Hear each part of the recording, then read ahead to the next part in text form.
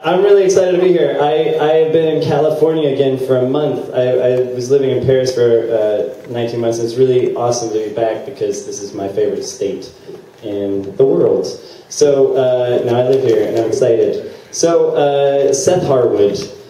What can be said about Seth Harwood that already hasn't been said, you ask? Well, Seth is the son of a writer who wrote two books, most notably Witchcraft, Sorcery, and Social Categories Among the Safa, which many of you have read.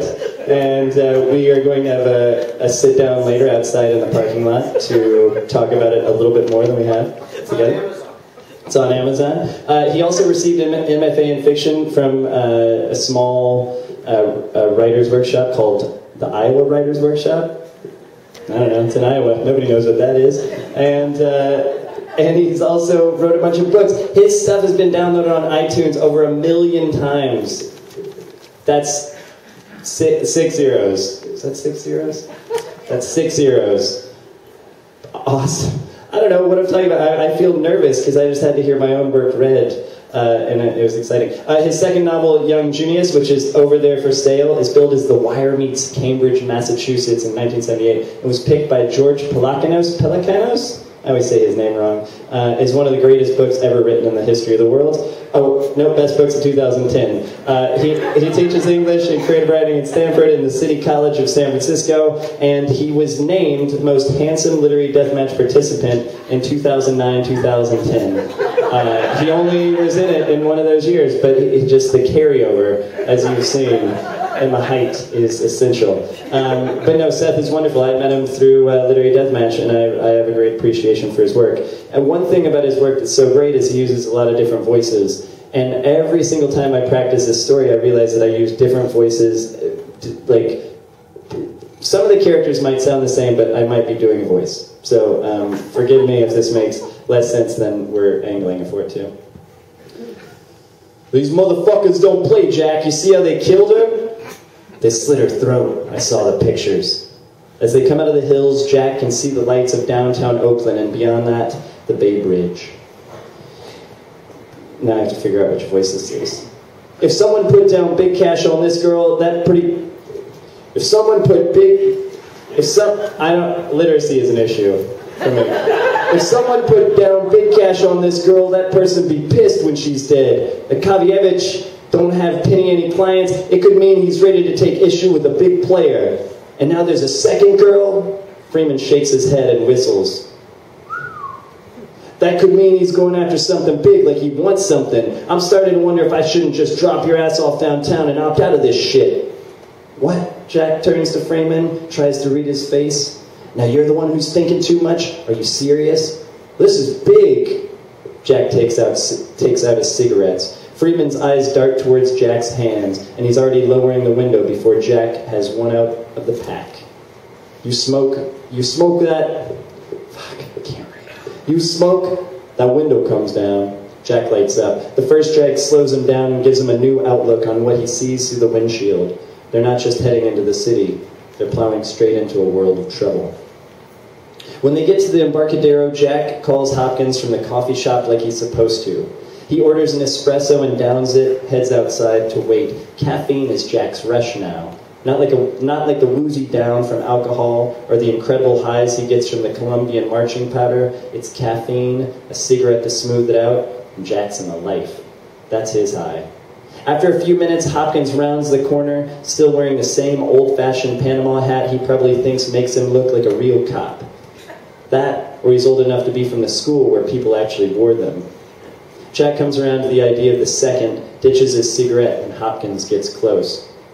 Where the fuck have you been? I've been waiting to show you the scene already. Freeman stands up to his full height from leaning against the car and gives Hopkins a hard stare. Who the fuck is this? Hopkins points to his chin. Points his chin at the big Samoan.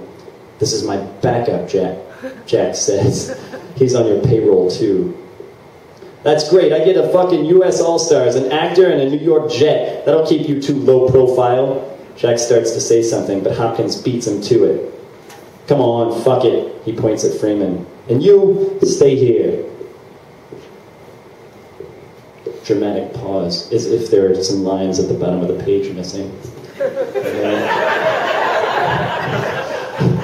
Freeman waves it off with an "I'm good" and heads around the back of the car to wait inside. Judging by the look on his face, he's happy to stay farther away from the cops. As they head up the block, Hopkins takes off his hat and hands it to Jack. "Wear this. The fewer people who recognize you, the better. I've got a couple of questions about the shooting. Did you know someone put a .50 caliber slug through that car?" "No, but that sure explains what happened to O'Malley's head." Hopkins points towards the next perpendicular street, and they make a turn around the corner. When they do, Jack sees twin light towers illuminating the scene of the police investigation. The yellow tape, a few onlookers, the whole 9 yards. In the middle of it all is a maroon 4-door Chevy. "I saw the Mustang in the impound. It has a hole in the roof you can put your arm through. Same for the door." Hopkins takes his eye off their destination for a second to check Jack's look, and Jack puts on the hat, pulls it down over his eyebrows. Hopkins holds up the yellow tape for him to enter. "I hear you, Jack, but I think what I'm about to show you is worse." He holds up his badge to the first cop in dress uniform he sees and says, "Forensics. He's our blood spatter expert," making him their Dexter. That line is not in here. When the guy points his head at Jack, that part is in there. I'm just going off script. Seth Harwood way. Hopkins directs Jack toward the car. "We got a call about 2 hours ago. Somebody sees a girl inside a parked car. She's not moving, doesn't have clothes on, doesn't look good. We get down here and find this. Now these guys are checking the car for prints. At least we'll get to investigate this one, I hope. Where's the girl? Come on." Hopkins walks toward a big dark blue police truck. In the back of the truck, a gurney supports a body covered by a blanket. Hopkins climbs in and motions for Jack to follow. Inside, he lifts the blanket off the girl's head. She's as young as the first girl, blonde where the first was brunette, with skin just as white, like she never spent a day in the sun. She's practically translucent, glowing. Her blonde hair falls around her face thick with dark red blood.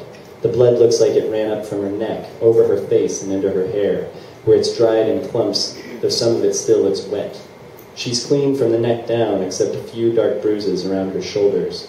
Her neck is the most shocking, gaping open, as if someone had tried to cut her head off with a saw.